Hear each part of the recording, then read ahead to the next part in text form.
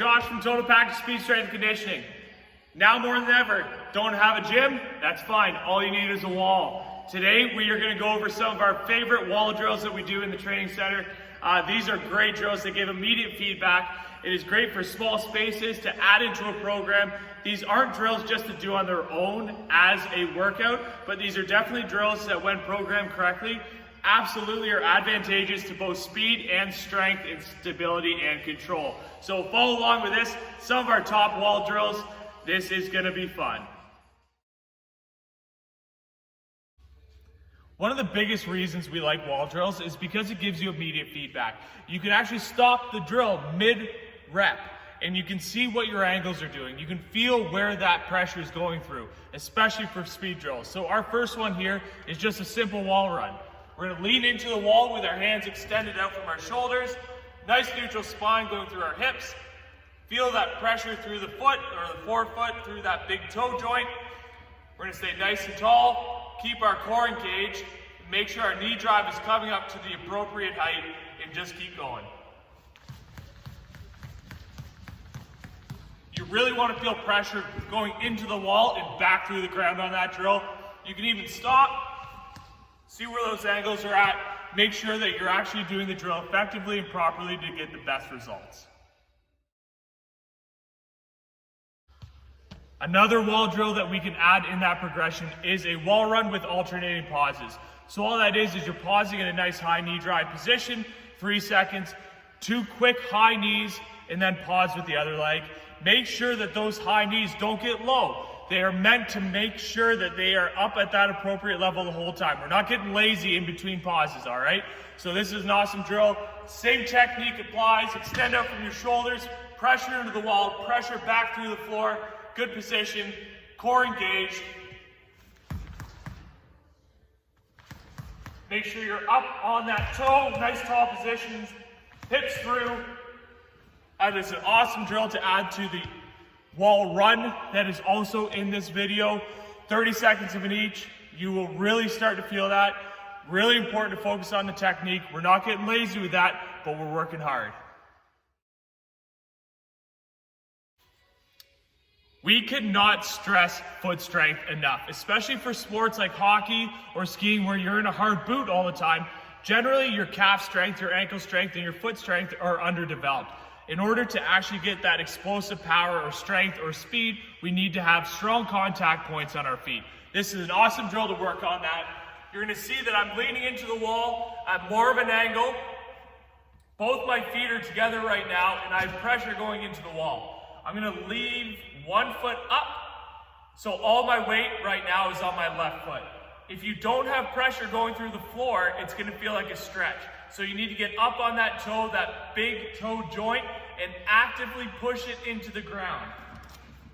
I'm going to push that, create that tension through my body, push through the floor for 5 seconds, switch legs. Push, push, push through that floor. Don't feel the stretch, feel that active movement going through the floor. 5 seconds, switch. You're going to feel your quads start to get more engaged on this, but really make sure that you're pushing through the floor with that. If you don't actively push through that foot, it's going to feel like a stretch, and that's not what we want. We want to create that tension in the wall, through the ground with those correct positions. Here we got a wall sit. We've done it a million times. Awesome exercise to create that sort of isometric tension throughout your body, and make sure that when you have your wall and you're doing your wall sit, you're doing it correctly. Your hands aren't on your knees, you're down in that position, nice flat back, breathing correctly, and actually feel that tension through your legs. What I like to do is press through the floor with the middle of my foot or the heel. I'm not trying to lean forward too much on my toes. Feel this position, breathe, find your happy spot, and then come on back up. This is great to add into a workout. This isn't something that can be an exercise on its own, but awesome to pair with other strength or speed exercises. Here we have a fun one for lateral stability. We're going to do a skater jump. I'm going to do it onto a mat right now. You can also do this onto a Bosu ball when you have that stability and control that you can do it on a mat or a balance pad. All you're going to do is step back, You're gonna use a proper distance away from the wall. We don't need to do a massive lateral jump into it, but we're just gonna get down into a quarter squat position. We're gonna jump over and we're gonna try to land with 1 foot in a high knee position. The reason we need a wall is in case you just need to touch the wall a little bit for stability. Hopefully you get good enough where you don't, but a wall is great just to have a little touch if you need to go over. So all we're doing, quarter squat position, I'm gonna jump off my outside leg, land on my inside leg, right into that high knee, straight back.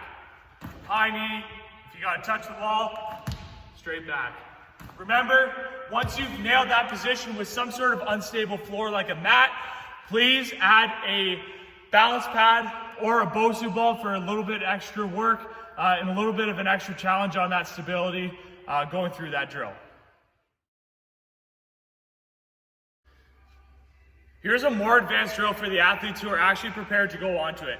Once you've actually gained that strength in your hamstrings and stability in your core, this is a bit of an extension from a glute bridge. So what we're gonna go do is get down into our glute bridge position, but we're actually gonna go up on a wall right here. We're gonna take 1 foot off. Once we get into that glute bridge position, nice high knee, and we're actually gonna transfer and pause.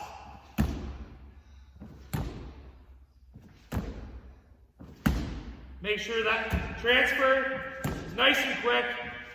You're really driving your heels through that wall as you continue.